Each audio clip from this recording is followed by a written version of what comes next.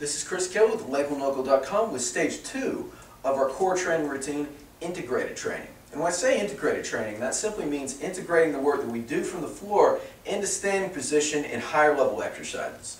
The problem with doing only core training is that we kind of hit a point of diminishing returns where, we can continue to up the weight, but the lumbar spine and kind of other structures start to bear the brunt of the load versus the abdominals. With that said, we can get a lot more bang for our buck in standing positions where we can really challenge the abdominal brace with progressively heavier weights in different ways and really kind of get more bang for our buck.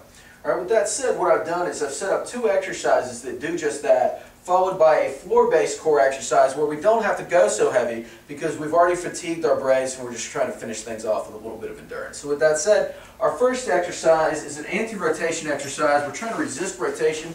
This is called a suitcase deadlift. This is a fantastic exercise for the obliques. Okay, and what I'm trying to do here, I've got a suit or a backpack here. What I'm doing is you can also use like a dumbbell, you can use a kettlebell. But what I'm doing is I'm just trying to really tighten my abs, resist the urge to turn to the side as I do this. And what I'm doing is I'm just coming down and standing up.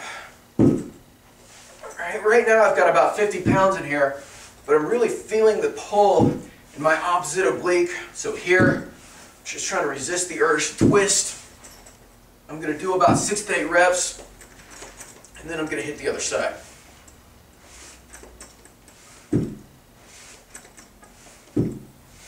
Alright, from here I'm going to put this down. I'm going to move to a bent over row. I've attached a band to a low pulley here, and what we're trying to do here is resist kind of the urge to pull this way. Again, I'm really engaging my brace hard. I'm going to go a little higher rep here.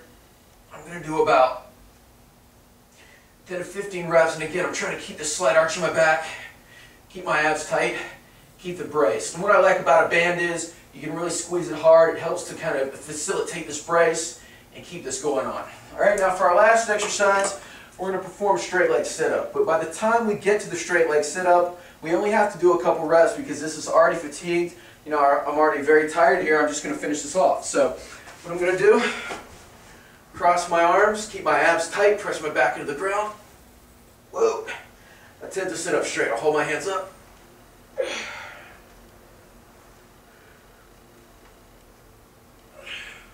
Just performing 4 to 6 reps.